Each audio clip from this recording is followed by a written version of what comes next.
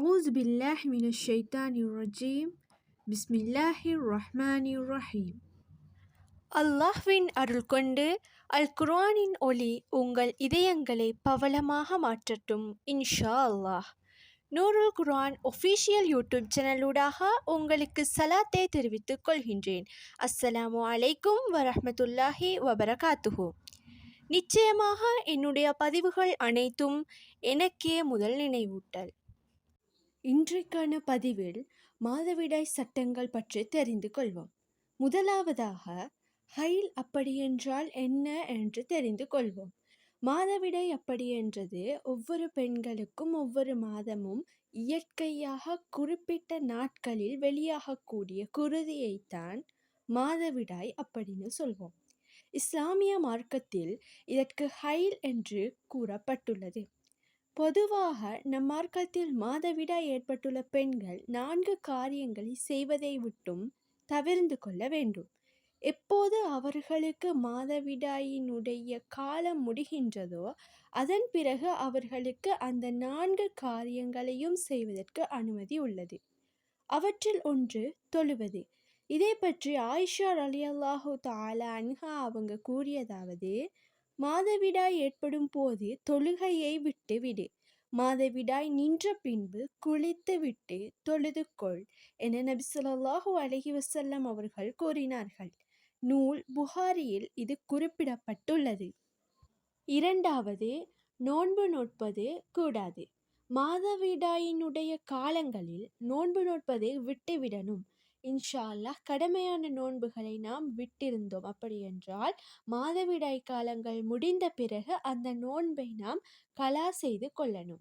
இதை பற்றி அல்லாஹ்வின் தூதர் முஹம்மது ஸல்லல்லாஹு அலைஹி வஸல்லம் அவர்கள் கூறினார்கள், ஒரு பெண்ணுக்கு மாதவிடாய் ஏற்பட்டால் அவள் தொழுவதில்லை, நோன்பு நோட்பதில்லை அல்லவா, அதுதான் மார்க்கத்தில் அவளுக்குள்ள குறைபாடாகும்.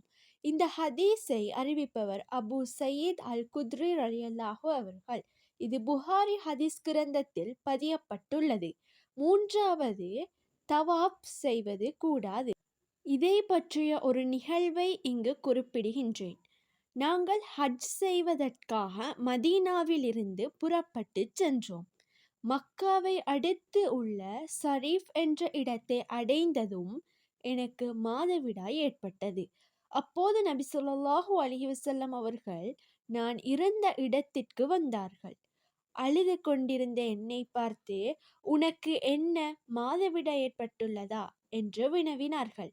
நான் ஆம் என்று சொன்னேன். இந்த மாதவிடாய் ஆதமுடைய பெண் மக்கள் மீது அல்லாஹ் ஏற்படுத்தியது. எனவே கஅபத்துல்லாவை தவாஃப் செய்வது தவிர ஹாஜிகள் செய்கின்ற மற்ற எல்லா காரியங்களையும் நீ செய்து கொள் என்று சொல்லிவிட்டு தங்கள் மனைவியர்களுக்காக மாட்டை குர்பானி கொடுத்தார்கள். சுப்ஹானல்லாஹ். இந்த ஹதீஸை அறிவிப்பவர் ஆயிஷா ரலியல்லாஹு தஆலா அன்ஹா அவர்கள் ஆவார்கள். இந்த ஹதீஸானது புகாரி ஹதீஸ் கிரந்தத்தில் குறிப்பிடப்பட்டுள்ளது. நான்காவது, உடலுறவு கொள்வது கூடாது. இதை பற்றி அல்லாஹ்வுக்கு சுப்ஹானஹு வ தஆலா திருமறையில் கூறும்போது அது ஒரு தொல்லை, எனவே மாதவிடாயின் போது பெண்களை விட்டும் விலகிக் கொள்ளுங்கள், அவர்கள் தூய்மையாகும் வரை அவர்களை நெருங்காதீர்கள், அவர்கள் தூய்மையாகிவிட்டால் அல்லாஹ் உங்களுக்கு கட்டளையிட்டவாறு அவர்களிடம் செல்லுங்கள். இது அல் குர்ஆனில் குறிப்பிடப்பட்டுள்ளது. அடுத்த விடயமாக ஹைலுடைய நாட்களை எவ்வாறு கணக்கிடுவது. இந்த ஹைலுடைய நாட்கள் ஒவ்வொரு பெண்களுக்கும் மாறுபடும். உதாரணமாக, ஒரு சில பெண்களுக்கு 5 நாள் தொடக்கம் 7 நாட்கள் வரையிலும், மேலும் 7 நாட்கள் தொடக்கம் 10 நாட்கள் வரையிலும், இன்னும் சிலருக்கு 10 நாளுக்கு மேலேயும் கூட இந்த ஹைலுடைய காலமானது நிலையாக இருக்கும். மூன்றாவது விடயம், ஹைலுடைய குறைந்தபட்ச மற்றும் அதிகபட்ச நாட்கள் எவ்வளவு என்பது பற்றி தெரிந்து கொள்வோம். ஒவ்வொரு பெண்களை பொறுத்தும் இடைப்பட்ட நாட்கள் என்றும் அதிகபட்ச நாட்கள் என்றும் வேறுபடும். அடுத்ததாக, உதிரப்போக்கு அல்லது இஸ்திஹாலா என்பது குறித்து தெரிந்து கொள்வோம். ஒரு சில பெண்களுக்கு ஹைலுடைய நாட்களை விட அதிகமாக இந்த இஸ்திஹாலா ஏற்படுகின்றது. ஒரு சில பெண்களுக்கு ஏற்படக்கூடிய இந்த தொடர் உதிர போக்கு தான் அரபிய மொழியில் இஸ்திஹாலா அப்படின்னு கூறப்படுவது.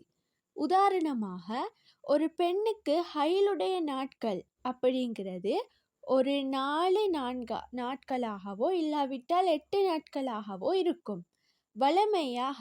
ஆனால் ஒரு சில டைம்ல மட்டும் அந்த 6 நாளையும் தாண்டி 8 நாளையும் தாண்டி அவங்களுக்கு உதிரப்போக்கு ஏற்பட்டுச்சு அப்படின்னா அந்த எக்ஸ்ட்ராவா இருக்கக்கூடிய நாட்கள்ல தான் இஸ்திஹாலாவாக கணக்கிடப்படுவது. இதை பற்றிய ஒரு நிகழ்வை இங்கு குறிப்பிடுகின்றேன். ஃபாத்திமா பின் அபு ஹுபைஷ் என்ற பெண் நபிகள் நாயகம் ஸல்லல்லாஹு அலைஹி வஸல்லம் அவர்களிடம் வந்து, அல்லாஹ்வின் தூதரே, நான் அதிகமாக உதிரப்போக்கு ஏற்படும் பெண். நான் சுத்தமாவதில்லை. எனவே நான் தொழுகையை விட்டுவிடலாமா என்று கேட்டாள். அதற்கு இல்லை, அது ஒருவித நோயால் ஏற்படுவதாகும். அது மாதவிடாய் இரத்தம் அன்று. உனக்கு மாதவிடாய் வரும்போது தொழுகையை விட்டுவிடு. அது நின்றுவிட்டால் இரத்தம் பட்ட இடத்தை கழுவிவிட்டு தொழுகையை நிறைவேற்று. பின்னர் அடுத்த மாதவிடாய் வரும் வரை ஒவ்வொரு தொழுகைக்கும் நீ வுலு செய்து கொள் என்று கூறினார்கள். இந்த ஹதீஸை அறிவிப்பவர் ஆயிஷா ரலியல்லாஹு தஆலா அன்ஹா அவர்கள். இந்த ஹதீஸானது புகாரி ஹதீஸ் கிரந்தத்தில் பதிவிடப்பட்டுள்ளது. இந்த ஹதீஸ்களில் இருந்து நாம் தெரிந்து கொள்ள வேண்டிய விஷயம் என்னவென்றால், இது போன்ற தொடர் உதிரப்போக்கு ஏற்படக்கூடிய பெண்கள் வழக்கமாக வரக்கூடிய மாதவிடாய் நாட்களை கணக்கிட்டு கொள்ள வேண்டும். உதாரணமாக, இப்போது போன மாதம் ஒரு 8 நாள் அல்லது 10 நாள் நமக்கு மாதவிடாய் நாட்கள் ஏற்பட்டிருக்கு. அப்படியென்றால் அந்த 8 நாளையோ அல்லது 10 நாளையோ மட்டுமே மாதவிடாய் நாட்களாக வச்சிட்டு பின்வரக்கூடிய அந்த உதிரப்போக்கு ஏற்படக்கூடிய நாட்களை நாம் இஸ்திஹாலாவுடைய நாட்களாக கருதி கொள்ள வேண்டும். இந்த இஸ்திஹாலாவுடைய நாட்கள் ஏற்படும் பொழுது நாம் குளிக்காமல் வுலு மட்டும் செய்து கொள்வது போதுமானது. அடுத்ததாக, குளிப்பு எவ்வாறு மேற்கொள்ளப்பட வேண்டும் மற்றும் நீயத்து குறித்து பார்ப்போம். ஹைலுடைய நாட்களை நிறைவு செய்ததற்கு பிறகு குளித்து தூய்மையாகணும். அப்படி என்றது கட்டாயம் செய்ய வேண்டிய ஒரு விடயமாகும். அவ்வாறு குளித்து தூய்மையாவதற்கு முன்னர் நம்முடைய குளிப்பிற்கு நீயத்து அப்படி என்று ஒன்று இருக்கின்றது.